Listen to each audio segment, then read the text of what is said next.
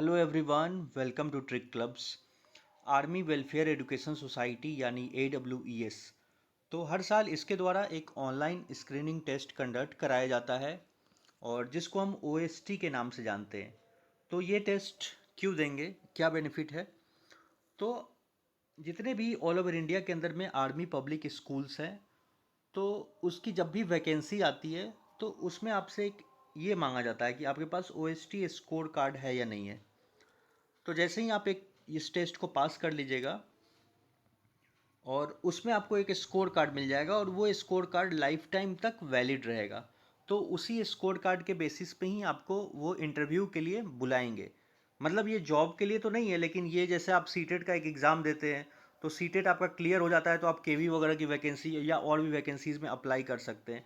तो वैसे ही ये भी है कि OST आप स्कोर कार्ड क्लियर मतलब इसका जो एग्ज़ाम पास रखिए तो जितने भी आर्मी स्कूल्स की वैकेंसी आएगी तो वो सब में आप अप्लाई कर सकते हैं। तो इस वीडियो में आप लोगों को एक एक चीज़ सब चीज़ें डिटेल में बताऊंगा, उसमें क्या है, कितने नंबर का एग्ज़ाम होता है, क्या पैटर्न है, तो सब चीज़ें बताऊंगा। तो सबसे पहले आप लोगों को क्या करना है, फॉर्म भरने के लिए इस वेबसाइट पे आ जाना है awesindia.com पे। और जैसे ही इसको नीचे स्क्रॉल कीजिएगा तो यहाँ पे दिख जाएगा ऑनलाइन स्क्रीनिंग टेस्ट 2025। और इस बार क्या है कि बहुत जल्दी नोटिफिकेशन निकाल दिया गया है, मतलब फॉर्म भरने का। लास्ट टाइम थोड़ा लेट था और जो एग्ज़ाम भी हुआ था वो थोड़ा लेट हुआ था। अब इस साल देखिए सितंबर में ही एग्ज़ाम कंडक्ट कराया जा रहा है। और पिछली बार मतलब कि एक अक्टूबर नवंबर के आसपास जो इसका एग्ज़ाम होता था। तो यहाँ पे देख लीजिए, आपका जो एग्ज़ाम होगा वो 20 और 21 सितंबर को होगा। 20 और 21 को। और 2 दिन ये लोग रिजर्व में रखते हैं, अगर ज़्यादा कैंडिडेट हो जाएगा तो 22-23 को भी वो लोग करा सकते हैं। बाकी रजिस्ट्रेशन करने के लिए आप लोग को इसी पे क्लिक कर देना है, जो सेकंड वाला लिंक है। और इसकी लास्ट डेट है वो 16 अगस्त तक है। आज से शुरू हुआ है 5 जून। तो यहाँ पे क्लिक हेयर टू रजिस्टर कर दीजिएगा।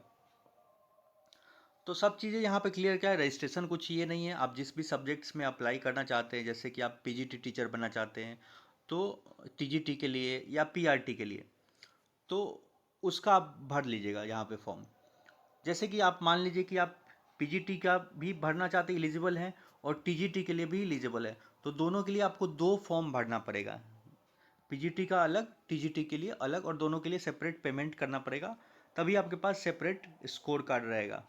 तो देख लीजिएगा, अगर आप PRT का भी जिसके लिए भी आप एलिजिबल हैं तो आप सबका अलग अलग एग्ज़ाम इसका दे सकते हैं जिस सब्जेक्ट्स में। और इसके लिए आपको क्या है, 385 रुपये का पेमेंट होगा, 385। और यहाँ पे सब चीज़ें क्लियर लिखा हुआ है, देख लीजिए। Maximum of 3 post, PRT TGT PGT with only 1 subject या स्ट्रीम इन ईच पोस्ट। तो जो भी आप एक सब्जेक्ट से, किसी भी सब्जेक्ट से, जैसे आप साइंस से कर सकते हैं, मैथ से कर सकते हैं, जो भी है वो सब चीज़ें नीचे लिखा गया है एडवर्टीजमेंट, वो आपको मैं बता दूंगा। जो आपका सब्जेक्ट रहेगा उसी से अप्लाई कीजिएगा। और यहाँ पे देख लीजिए 15 नंबर पॉइंट में 385 रुपीज़ इसमें लगता है इस टेस्ट को देने के लिए। अब चलते हैं इसका जो मेन चीज़ है, सब चीज़ें क्या क्या है, देखिए यहाँ पे जनरल इंस्ट्रक्शंस लिखा गया है। तो इसको आप डाउनलोड करके यहाँ पे इसको सब चीज़ें आप पढ़ सकते हैं कि इसमें क्या क्या नोटिफिकेशंस है, में क्या क्या लिखा गया है। तो बाकी ये सब तो वही लिखा गया है कि आर्मी पब्लिक स्कूल्स है वो अलग अलग कैंटोनमेंट या मिलिट्री स्टेशंस में रहती हैं, वो सब चीज़ें हैं। और यहाँ से आप देखिए थर्ड नंबर पॉइंट से, देखिए यहाँ पे computer based online screen test will be held on 20 20 सितंबर एंड 21 विथ 22 और 23। इसको 2 दिन का क्या रखा गया है, रिजर्व में रखा गया है। और जो भी टेस्ट होगा वो आपका ऑनलाइन में होगा, वो सब चीज़ लिखा गया है। और ये पॉइंट पढ़ लीजिए यहाँ पे क्या लिखा गया है। ये बहुत लोग पूछते भी है कि सर स्कोर कार्ड कितने दिन वैलिड रहेगा। Those who appear in the examination will be given A score card which is shall be valid for life. तो आपके लाइफ टाइम के लिए वैलिड रहेगा। अब इसमें क्या होगा कि वही आपको शुरू में ही बताया था कि अगर आपके पास नहीं भी ये स्कोर कार्ड है, फिर भी आप टीचर बन जाते हैं, तो आपको फिर 2 साल के अंदर में ये टेस्ट उस स्कूल में पास करना ही पड़ेगा, वो कंपलसरी है। लेकिन प्रेफरेंस किसको देंगे, जो OST पास्ड कैंडिडेट है, हमेशा यही होता है। जो OST स्कोर कार्ड रहेगा उन्हीं को ज़्यादा चांसेस है कि कॉल भी आता है। देखिए यहाँ पे क्लियर लिखा गया है, OST qualified candidates will be preferred and OST marks carrying a weightage at interview stage. तो जितना अच्छा स्कोर लाइएगा तो आपका एक प्लस पॉइंट रहेगा। सबसे अच्छी बात है कि आपका इंटरव्यू के लिए कॉल आ जाएगा। तो ये मत समझिए कि आपके जैसे कि ये जो टेस्ट होता है 200 नंबर का होता है, तो 200 में से 100 नंबर ही इनका पासिंग स्कोर है। तो 100 नंबर ले आएगा तो आप तो क्लियर कर लीजिएगा। लेकिन बहुत बार क्या होता है कि बहुत कैंडिडेट के बहुत ज़्यादा नंबर आ जाते हैं, किसी के 120, 25, 30। तो जिसका ज़्यादा रहेगा उन्हीं को वो लोग इंटरव्यू के लिए कॉल करते हैं। तो वहाँ पे आपको ज़्यादा से ज़्यादा अच्छा स्कोर करना पड़ेगा। और वो सब चीज़ें मैं बता रखा हूँ कैसा पेपर आया था, तो वो आप देख लीजिएगा। उसका भी लिंक दे दूंगा डिस्क्रिप्शन में कि लास्ट ईयर उसके पहले कैसा पेपर पूछा गया था, क्वेश्चंस क्या था। तो वही सब लिखा गया है कि आपको मिनिमम कितना लाना है, 50%, यानी 100 नंबर लाना रहता है 200 में। और इसके अलावा जिनका स्कोर ऑलरेडी जो एसटी टेस्ट दिए हुए हैं पहले, तो वो लोग भी स्कोर इम्प्रूव करना चाहते हैं तो वो लोग भी ये सब चीज़ें दे सकते हैं। तो ये सब चीज़ें बता रखा है कि इंटरव्यू वगैरह ये सब आगे का प्रोसेस क्या है, कैसे है। तो वो सब चीज़ें तो मैं अपने चैनल पे बताते ही रहता हूँ। इसमें क्या होता है कि हर एक स्कूल की जो वैकेंसी होती है तो उनके वेबसाइट पे वैकेंसी निकलती है, बहुत क्लस्टर वाइज वैकेंसी आता है कि इस स्कूल में ये सब्जेक्ट्स की वैकेंसीज है। कई बार क्या होता है वेबसाइट पे नहीं, पेपर वगैरह में भी, न्यूज़पेपर में भी आते रहता है। और ओवरऑल मैं अपने चैनल के थ्रू तो आप लोगों को बताता ही रहता हूँ, टेलीग्राम पे भी शेयर कर देता हूँ। तो टेलीग्राम चैनल ज्वाइन नहीं किए, ज्वाइन कर सकते हैं, डिस्क्रिप्शन में लिंक है। तो वहाँ से भी आप देख सकते हैं। और जैसे ही वैकेंसी आएगा तो आपको फिर अप्लाई करना पड़ेगा, आपका जो सारे डॉक्यूमेंट्स वगैरह के थ्रू स्कूल में, और वो लोग फिर आपको इंटरव्यू के लिए बुलाएंगे। इंटरव्यू में अगर आप अच्छा परफॉर्म करते हैं तो आपका सिलेक्शन वहाँ पे होता है। और बहुत लोगों का हुआ भी है, ऐसा नहीं है कि सिलेक्शन नहीं होता है। अब यहाँ पे लिस्ट ऑफ सब्जेक्ट्स है, तो ये सब वही सब चीज़ें लिख रहा है कि O S T will be held for the post of P R T, T G T, P G T, और इन सब के लिए होता है। और इस टेस्ट को देने के लिए तो क्या है कि आपके पास जैसे कि पी जी टी के लिए आप अप्लाई कर रहे हैं, तो एक चीज़ आप ध्यान रखिए, जब भी इसमें टीचर बनने जा रहे हैं ना, तो आपके पास 50% नंबर होना ज़रूरी है। अगर 50% नंबर नहीं है तो मत अप्लाई कीजिए। जैसे कि सपोज कर लेते हैं कि कोई पीजीटी का टीचर बनना चाहता है, तो उसके पोस्ट ग्रेजुएशन में जो भी सब्जेक्ट से कर रखा हो उसके 50% नंबर हो, और बीएड में भी आपके 50% नंबर हो, तभी आप भरिएगा। मिनिमम क्वालिफिकेशन है इसमें के लिए इतना। वैसे ही टीजीटी में अगर टीचर बनना चाहते हैं तो आपके 50% इसमें होना चाहिए, और यहाँ पे बीएड में भी 50% नंबर होना चाहिए।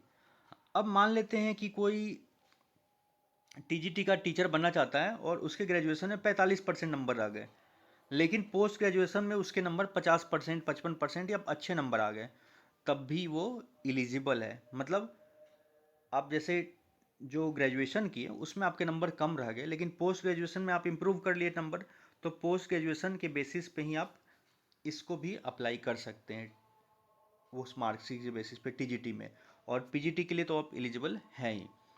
इसके अलावा पीआरटी के लिए भी यहाँ पे ये सब वही क्राइटेरिया है कि ये सब चीज़ें आपके पास होना चाहिए, बीएलएड या डीएलएड वगैरह होना चाहिए, 50-50%, ये सब चीज़ें नंबर होना चाहिए।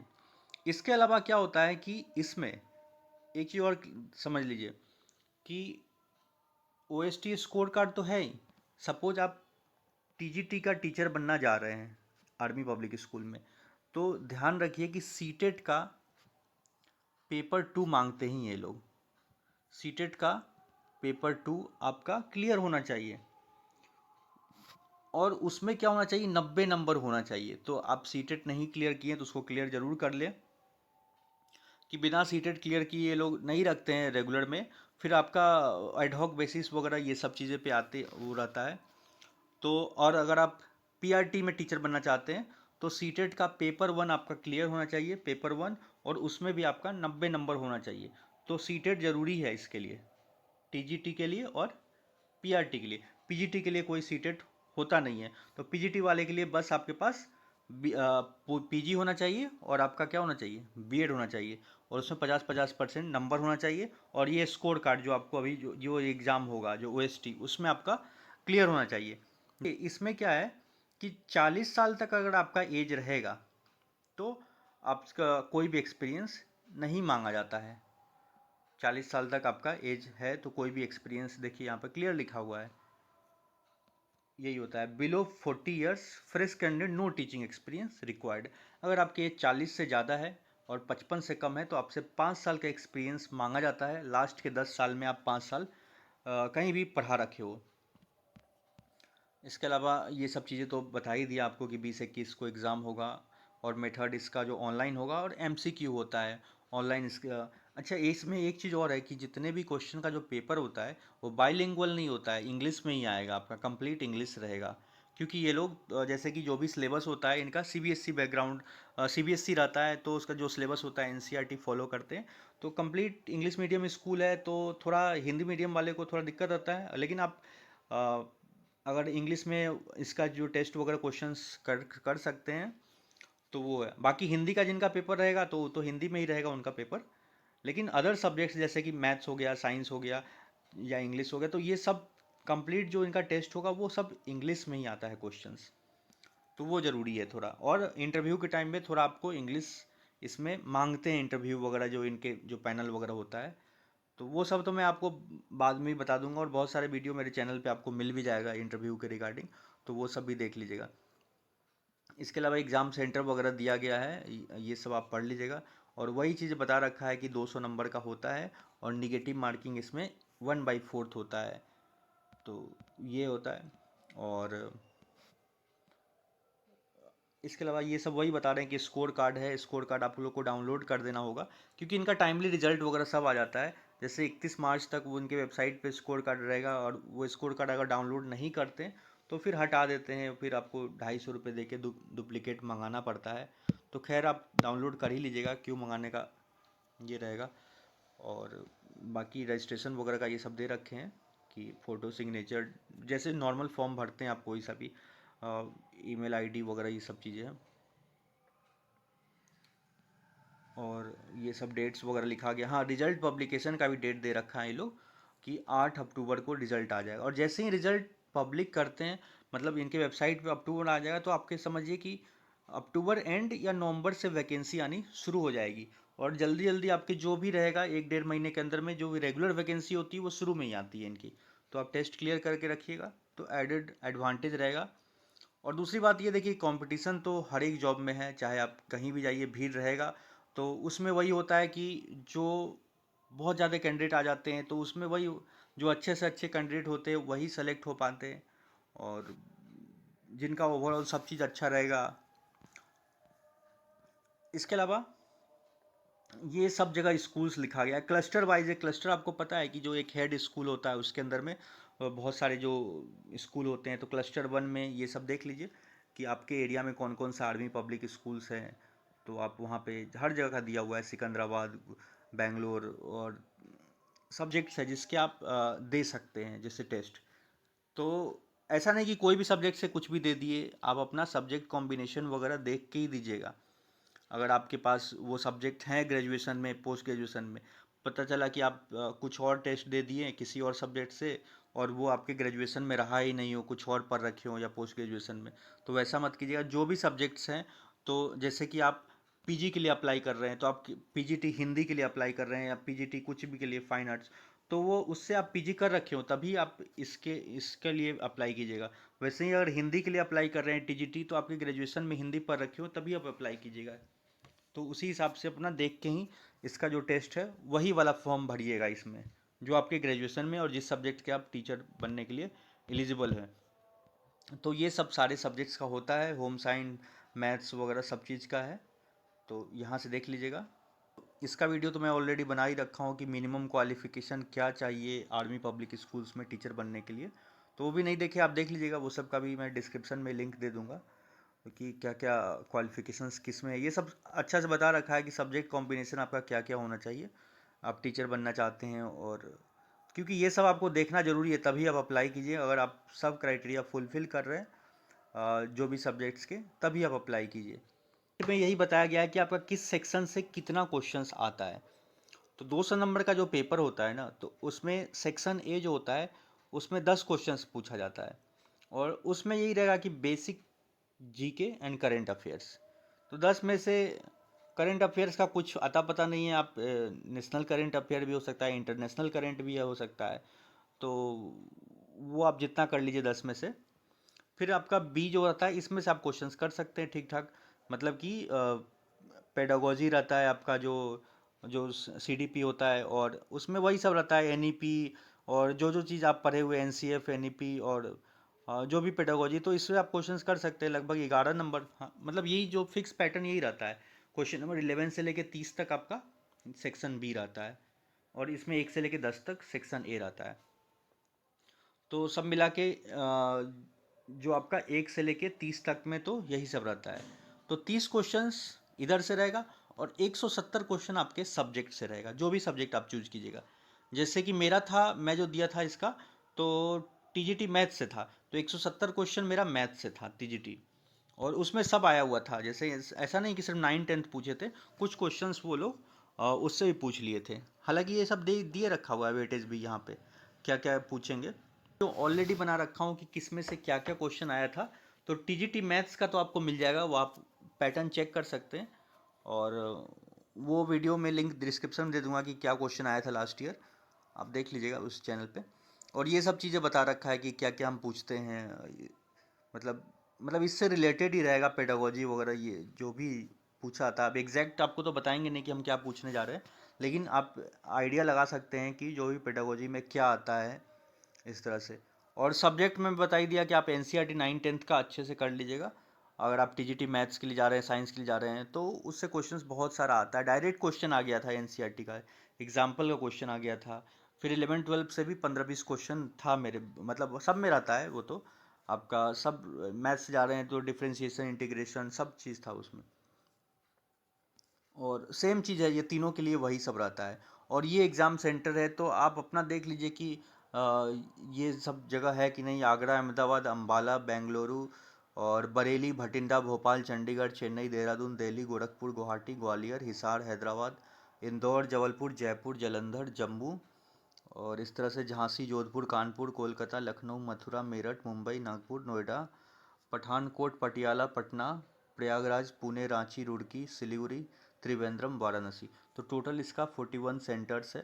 तो यही सब जगह आप लोग को सेंटर मिलेगा, आपको जाना पड़ेगा यहीं पे देने के लिए। तो बाकी आपको ये चीज़ समझ में आ गया होगा कि क्या है ये सब चीज़ें। और यहाँ पे सब क्लिक करके आप और भी चीज़ें पढ़ सकते हैं, इंपॉर्टेंट डेट्स वगैरह देख सकते हैं। और ये इस पे आप क्लिक करके वही चीज़ें सब लिखा गया है कि इम्पोर्टेंट जो डेट्स है और इंस्ट्रक्शंस वगैरह, ये सब जो बता ही दिया आपको। और बस ये सब चीज़ें है कि आपको एक स्कोर कार्ड मिल जाएगा, उस बेसिस पे आप जो भी इंटरव्यू आगे कभी भी, मतलब वैकेंसी जो भी आएगी आर्मी पब्लिक स्कूल्स में, उसमें आप अप्लाई कर सकते हैं। और रिगार्डिंग क्वेश्चंस पैटर्न किस तरह से आया हुआ है पिछले साल, और भी क्या क्या वैकेंसीज आती रहती है, वो सब चीज़ें मैं बता रखा हूँ। और मेरे चैनल पे और भी वीडियोस पड़े हुए हैं, आप इसको चेक कर सकते हैं। बाकी सब चीज़ें मैं जो ये फॉर्म है, ये सब चीज़ें, मतलब जो इसका नोटिफिकेशन, ये सब टेलीग्राम पे भी शेयर कर दे रहा हूँ। तो टेलीग्राम का लिंक वीडियो के डिस्क्रिप्शन में है, तो आप वहाँ से भी आप ये सब पढ़ सकते हैं। सो मिलते हैं नेक्स्ट वीडियो में। Thank you for watching.